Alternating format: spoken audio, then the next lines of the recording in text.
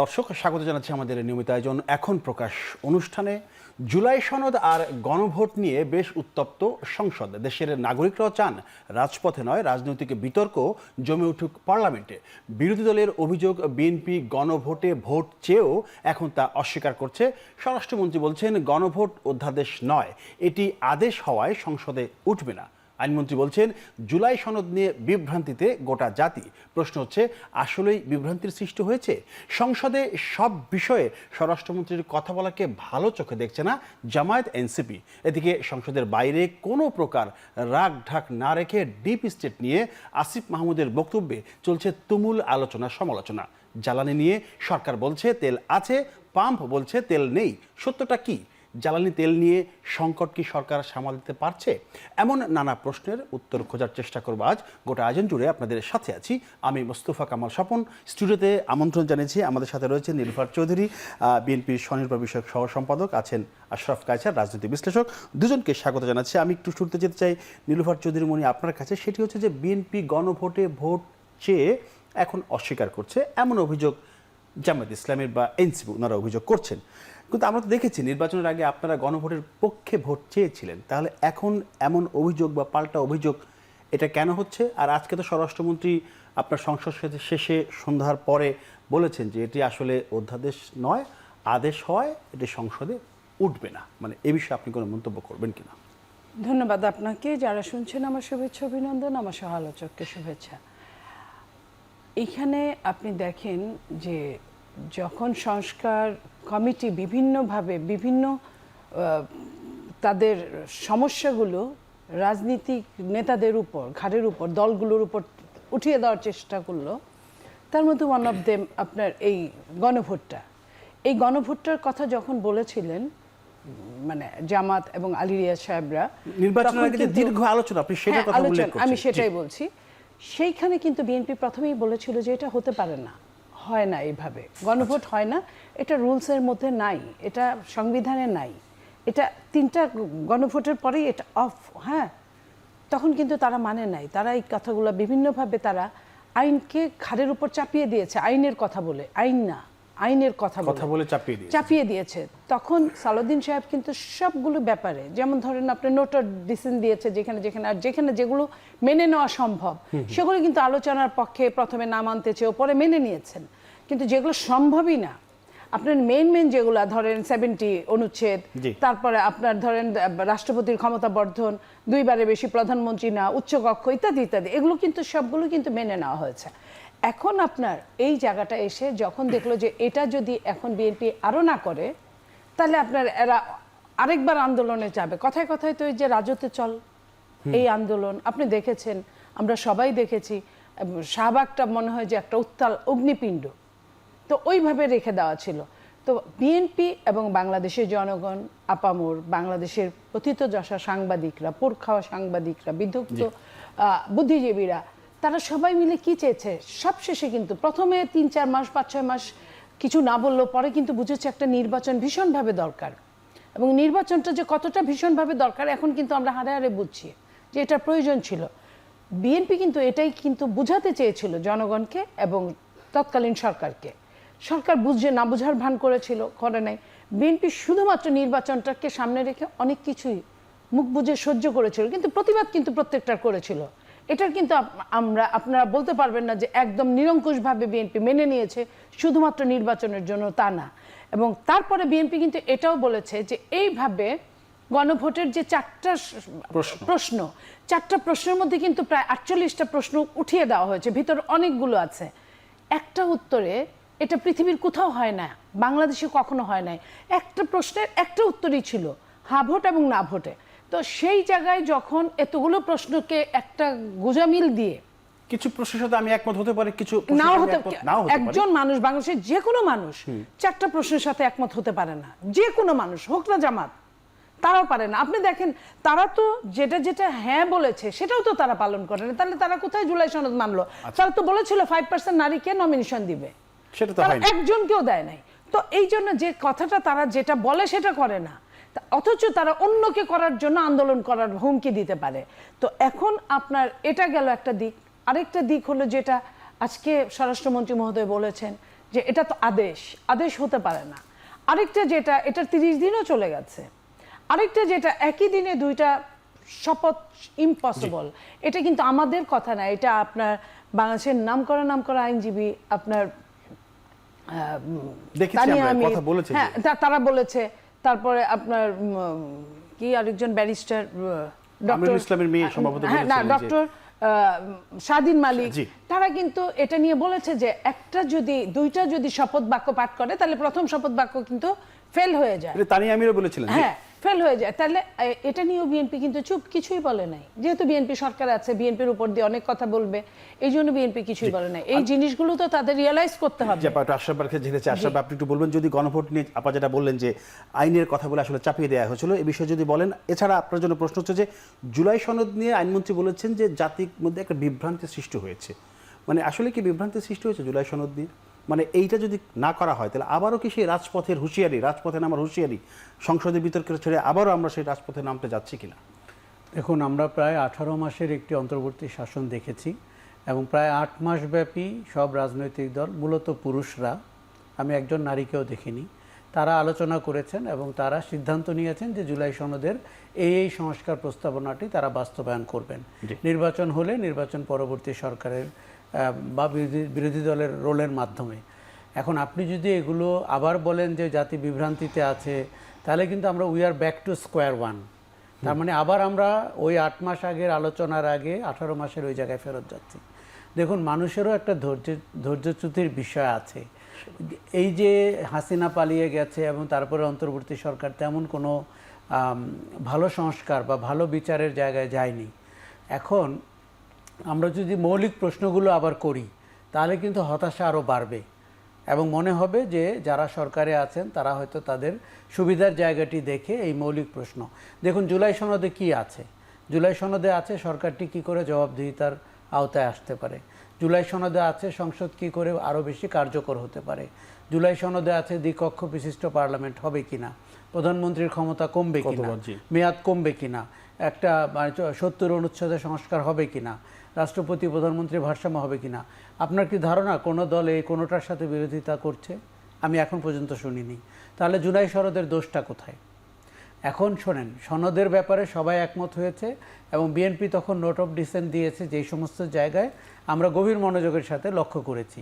এখন তার বাস্তবায়ন কি করে হবে? ধরেন আপনি একটি সনদে স্বাক্ষর করলেন এবং বিএনপি কিন্তু প্রথম স্বাক্ষর করেছে, তারপরে জামাত ইসলামী করেছে, নির্বাচনের আগে এনসিপি করেছে আগের দিন। জি, আচ্ছা, তখন আলোচনাটি হলো যে বাস্তবায়নের একটি পথ হতে পারে গণভোট। সেই সময় কিন্তু আমরা বিএনপিকে খুব জোরালোভাবে প্রতিবাদ করতে দেখিনি। এখন আপা যেটি বলছিলেন যে ওই সময় হয়তো নির্বাচনটিকে প্রত্যাশিত ছিল, সবাই বুঝতে পারছিলাম যে অন্তর্বর্তী সরকারের আয়ু যত কম হয় তত ভালো, এবং এক ধরনের ইন্টেলেকচুয়াল চর্চা করতে গিয়ে মানুষকে তার মৌলিক অধিকার থেকে, মৌলিক আশা আকাঙ্ক্ষা থেকে দূরে সরিয়ে দেওয়া হচ্ছিল। এখন বিএনপিকে দেখুন, যেহেতু সরকার বিএনপি, তাকে সংস্কার বাস্তবায়নের একটি রূপরেখা আপনাকে দিতেই হবে। সেটি সাংবিধানিক পরিষদের শপথ হোক বা অন্য কোনোভাবেই হোক, কিন্তু জনগণ তার প্রাপ্তিটি বুঝে পাচ্ছে কিনা এই প্রশ্নটি করতে হবে। জি, বিরতির পরে এসে আলোচনা করতে চাই। দর্শক, একটা বিরতির ফিরছি শীঘ্রই, সাথেই থাকুন।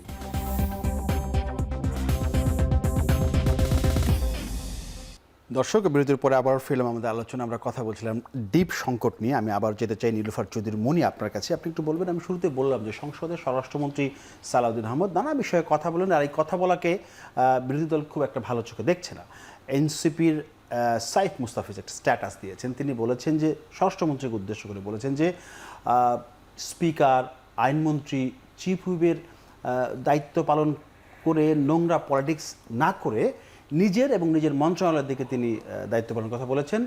আর সেটা না হলে শেখ হাসিনার মতো করুণ পরিণতি ভোগ করতে হবে। এই যে অতিরিক্ত বাড়াবাড়ি কোনো কিছুই ভালো না, বুঝছেন। ওই শেরেবাংলায় কে ফজলুল হক বলেছিলেন যে আমি যেই দিন কি কংগ্রেস যেদিন আমার সুনাম করতো, আমি মনে করতাম যে আমি নিশ্চয়ই আমার দলের কোনো বিপক্ষে কোনো কাজ করেছি, আর যেদিন বদনাম করতো আমি মনে করতাম আমি ঠিক আছি। ঠিক এরা যখন এই ধরনের বাজে কথা লিখে বা বলে, এটা তো জাস্ট ভাইরাল হওয়ার জন্য বলে, তখন আমরা মনে করি আমরা ঠিক আছি। আপনি বলেন আমাদের দলের কাকে দিয়ে মুখপাত্র করবে, কাকে দিয়ে কোনটা বলবে, আপনারা সবাই জানেন সালাউদ্দিন সাহেব একদম সংবিধান বিশেষজ্ঞ বলা চলে তাকে। উনি এই 1.5 বছর আপনার সংস্কারের সাথে কাজ করে সংস্কারকে কিভাবে কোন লাইনে কোন কথা বললে একদম একটা পয়েন্টে টু দ্য পয়েন্টে কাজ করা যায় সে জানে। তো উনি যখন টু দ্য পয়েন্ট কথা বলার জন্য, সংসদ তো ফাজলামো করার জায়গা না যে আপনি আমাকে 6 মিনিট দিবেন না 8 মিনিট দিবেন, এইটা এসব করার জায়গা না। সংসদের প্রতিটা সেকেন্ডের দাম আছে। এই সেকেন্ডের দামটা যাতে সালাউদ্দিন সাহেবের মুখ থেকে বের হয়ে একদম টু দ্য পয়েন্টে কাজ করে, এই জিনিসটা উনি চান, উনি করেন এবং বিএনপি এটা চান। বিএনপির চেয়ারম্যান এটা নিয়ে কোনো তার মন্তব্য নাই, উনি এটা নিশ্চয়ই উনি চান বা আমরা চাই। তো এই যে আমরা চাই, আপনি দেখেন উনি যদি ওনার দায়িত্ব অবহেলা করতেন, আপনি দেখেন একটা দল যে কিনা প্রথম রোজার দিন দায়িত্ব নিল, ঈদের এত বড় কোটি মানুষের, ঢাকা শহর থেকে প্রায় 3-4 কোটি লোক দেশে যায়, এই আসলো গেল তাদের বাড়িঘর পাহারা দেওয়া। অন্য অন্য সময় আপনি দেখেন চোর ডাকাত, ইন্টারিম গভর্নমেন্টের সময় দেখেন ঈদের সময় কি হয়েছে না হয়েছে, সে সামলাইতে পারছে বলেই তো পারছে। তো সেইখানে সে তার স্বরাষ্ট্র মন্ত্রণালয় সামলায় সংসদে কি বক্তব্য রাখবেন, এটা নিয়ে তাদের মাথা ব্যথার কারণটা কি? কারণটা ওই জায়গায় না ভাই, কারণটা হচ্ছে তাদের তারা পাশ করেছে। ওই একটা সময় আছে না, বলেন না টেবিল চেয়ার সহ সব পাশ করে যায়, যে ওনারা টেবিল চেয়ার সহ পাশ করেছে, কিন্তু টেবিল চেয়ারে তো ওই মেধা নাই। মেধা হলো বইয়ের ভেতরে থাকে, যে পড়ে তার মেধা থাকে। তাদের মধ্যে তো ওই যে মাদ্রাসায় পড়েছে তারা তো আইন পড়ে নাই, কারণ এই আইনটাই তো তারা ধারণ করে না। তো তারা আইন ধারণ করে না বলেই তারা এইটার উত্তর দিতে পারে না। যখনই তারা উত্তর দিতে পারে না, তখনই দোষটা হলো যত দোষ নন্দ ঘোষ, এই নন্দ ঘোষের দোষটা চাপায় দেওয়ার তারা চেষ্টা করে। বাট এটা তো হতে পারে না। আপা কিছু কিছু মব কিন্তু এখনো হচ্ছে, হ্যাঁ কিছু কিছু জায়গায় হচ্ছে মব, কিন্তু একদিনে আমি করতে বলবো পারেননি সরাসরি। আমি বলি একদিনে আমি বলবো না যে একদিনে একদম একটা শয়তান থেকে ফেরেশতা হয়ে যাবে রাষ্ট্র। উনি বলেছেন আইন সবার জন্য সমান, এটা উনি চেষ্টা করছেন আইনের অনুশাসনের মধ্যে আনতে। যখনই আপনি ফুলফিল আইনের অনুশাসনের মধ্যে যাবে, তখন আপনি আর রাস্তার ওই যে লোকটা মব করে সবগুলাই কিন্তু মনে করবো যে আমাদের এক জায়গায় যেতে হবে, থানায় যেতে হবে, জেলে যেতে হবে। আশরাফ স্যার, আপনি একটু বলবেন, সেটা হচ্ছে ডিপ স্টেট নিয়ে বেশ আলোচনা হচ্ছে। এটা কারণ হচ্ছে যে আসিফ মাহমুদ একটা মন্তব্য করেছেন যে ডিপ স্টেট তাকে অফার করেছিল যে 2029 সাল পর্যন্ত ক্ষমতা থাকার জন্য। প্রশ্ন হচ্ছে যে ধরেন ডিপ স্টেট এটা বলল, এটা তো সিক্রেট একটা কথা এবং খুবই স্পর্শকাতর। তিনি এখন সেটা বলছেন, এটাকে জেনে বুঝে বলছেন। তো উনি তো উপদেষ্টাও ছিলেন, তখন কিন্তু বলেননি, এখন কেন বলছেন? অবশ্যই জেনে বুঝে বলছেন। এবং আমি আপনাকে বলি, আমরা যারা এদেরকে মনে করি বয়স কম, তরুণ, তাদের বোধ বুদ্ধির অভাব রয়েছে, আমরা একেবারেই ভুল। তারা অনেক জটিল চিন্তা করতে পারে, তারা অনেক কিছু করেছে 18 মাসে। এবং আসিফ মাহমুদ ব্যক্তিগতভাবে সবচেয়ে বেশি অভিযুক্ত হয়েছেন অনাচার এবং দুর্নীতির জন্য। কাজেই উনি যখন এই কথাটি বলছেন, উনি যখন দায়িত্বে ছিলেন তখন কিন্তু এটি বলেননি। তার মানে ডিপ স্টেটও তো ওনার সাথে এখন যোগাযোগ করেনি, তখন করেছিল। তার মানে উনি সময় বুঝে একটা উদ্দেশ্য নিয়ে এই বক্তব্যটি দিয়েছেন। কি উদ্দেশ্য? যে আমরা চাইলে 29 পর্যন্ত থাকতে পারতাম, আমরা চাইনি বলে নির্বাচন হয়েছে এবং বিএনপি পাওয়ারে চলে এসছে। আপনি খেয়াল করবেন। জি আচ্ছা, একটা জিনিস হচ্ছে যে এটি আপনার শিষ্টাচার বহির্ভূত বক্তব্য। কারণ আপনার সাথে যখন কেউ কথা বলে, আপনি কি তার অনুমতি নিয়েছিলেন যে আমি এটি একসময় প্রকাশ করে দিব? সেটিও কিন্তু তার আংশিকভাবে বলে, পূর্ণাঙ্গটি বলে না। এখন আমি বলি যে এদের সাথে কিন্তু ডিপ স্টেটে যোগাযোগ হয়েছে অভ্যুত্থানের পরপরই, এবং সেই কারণে বাংলাদেশের অভ্যুত্থানের পরে সরকারের চরিত্র কি হবে, বঙ্গভবনে যাবে কি না, সেনাবাহিনীর সাথে সম্পর্ক কি হবে, এই সব কিছু আমরা চোখের সামনে দেখতে পেয়েছি। তারা তাদের ম্যাক্সিমাম সুবিধা নিয়েছেন। আমরা কিন্তু এনসিপির অনেক নেতাকে অপরচুনিস্ট হিসাবে দেখতে পেয়েছি। তারা যে জনগণের কাছে কোনো কমিটমেন্টের জায়গায় থাকবেন বা থেকেছেন, তার প্রমাণ কিন্তু আমরা পাইনি। যেহেতু সামনের সিটি কর্পোরেশনের নির্বাচন আছে, সামনে আরও অনেক কিছু করার আছে, তার একটা অবজেক্টিভ হিসাবে উনি এটা করেছেন। কিন্তু ওনার মানে আপনার ধরেন এপিএসকে যদি দেশ থেকে নিষেধাজ্ঞা দিতে হয় সরকারকে, আপনি পরিষ্কার বুঝতে পারছেন আপনার সহযোগী যদি দুর্নীতির অভিযোগে অভিযুক্ত হয়, তাহলে তো অভিযুক্ত আপনার বিরুদ্ধে।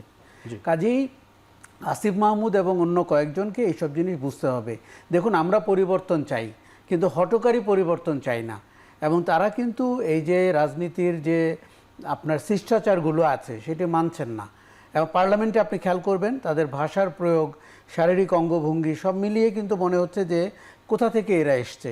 দেখুন, একটি সরকার, একটি অবৈধ, একটি অত্যাচারী সরকারের পতন ঘটানো কিন্তু সহজ, কিন্তু রাজনীতি করে, মানুষের মন জয় করে সংসদে যাওয়া কিংবা সরকার গঠন করা কিন্তু কঠিন।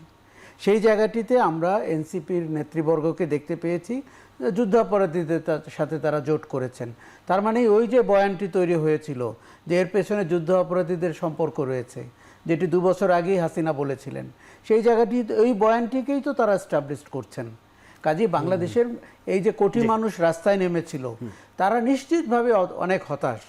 কারণ পরবর্তীতে এই তরুণদের আচরণ দেখে, তাদের অঙ্গভঙ্গি দেখে, তাদের মব ভায়োলেন্স দেখে, আপনি খেয়াল করেন এই যে বিএনপি সরকার এসছে 30 দিন হয়েছে, আমি কিন্তু, হ্যাঁ আপনার কথা ঠিক আছে যে কোথাও কোথাও ভায়োলেন্স হচ্ছে না, মব হচ্ছে না, একেবারেই না, কিন্তু এই যে রোগে বাংলাদেশ আক্রান্ত হচ্ছিল বিকেল 4টার সময় শাহবাগ মোড় এবং কারো অফিসের সামনে গিয়ে কারো বাড়ি দখল করা, সেই জায়গা থেকে বাংলাদেশ কিন্তু মুক্তি পেয়েছে।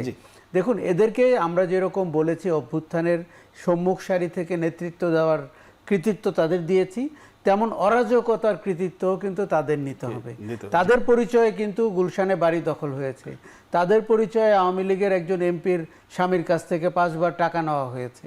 কাজে এই ধরনের অনাচারের দায়ে এই তরুণরা কিন্তু অভিযুক্ত। আমাদের বলতে খুব কষ্ট হচ্ছে, এরাই কি শুধু সংগ্রামে ছিল?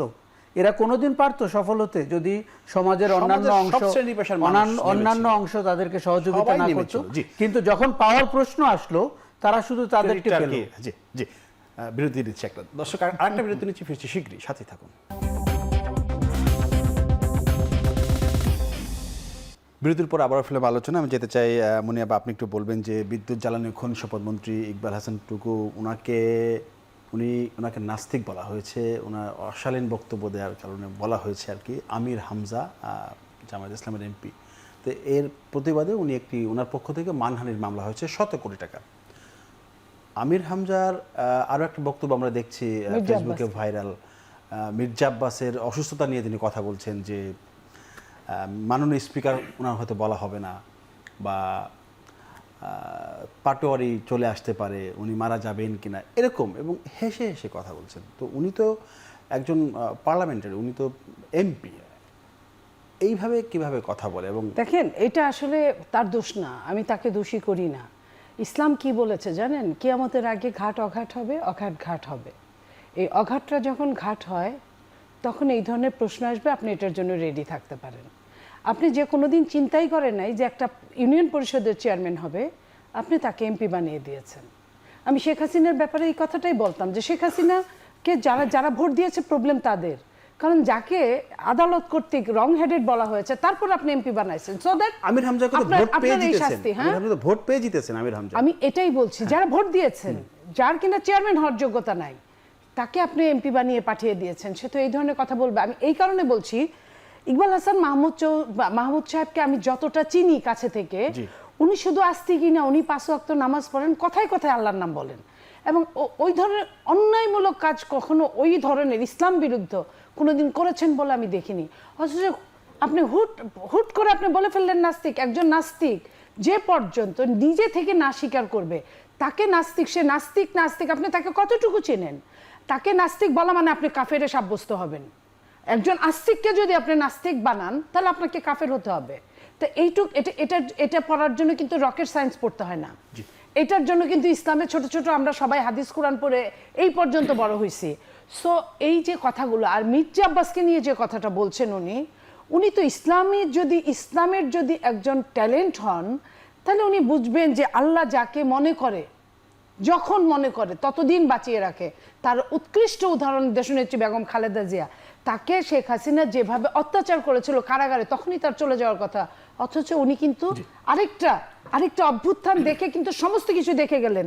তো এরপরেও শেখ হাসিনা কতবার বলছেন যে এই যে এক পা কবরে যায় না, রাখে আল্লাহ মারেকে, এইটা দেখেও যদি তার শিক্ষা না হয়ে থাকে, মির্জা আব্বাস কতটুকু অসুস্থ, কি অসুস্থ উনি খবর না নিয়ে, মির্জা আব্বাসের মতো একজন এত বছর রাজনীতি করার লোক কি শুধুমাত্র মাননীয় স্পিকার বলার জন্য এই পর্যন্ত রাজনীতি করেছে?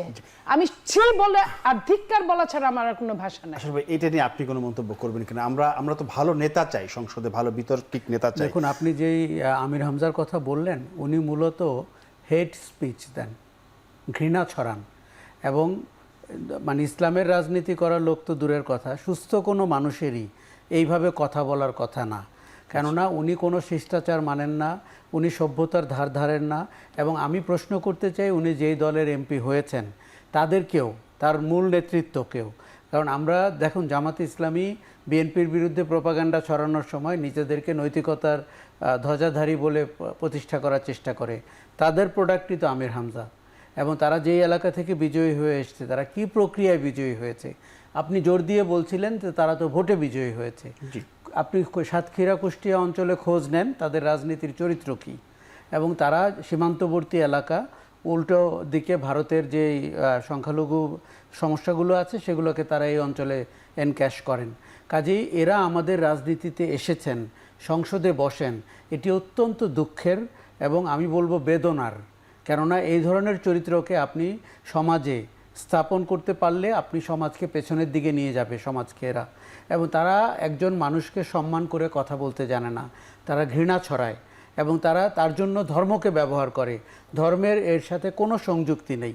কে নাস্তিক কে আস্তিক এটি বলার দায়ভার আমির হামজার ঘাড়ে পড়েনি, বরঞ্চ তাকে প্রমাণ করতে হবে উনি মনুষ্যত্বের জায়গায় কোন মানদণ্ডে অবস্থান করছেন। আরেকটা বিরতি নিয়ে ফিরতে চাই আপনাদের কাছে। দর্শক, আরেকটা বিরতি নিচ্ছি, ফিরছি শীঘ্রই, সাথে থাকুন।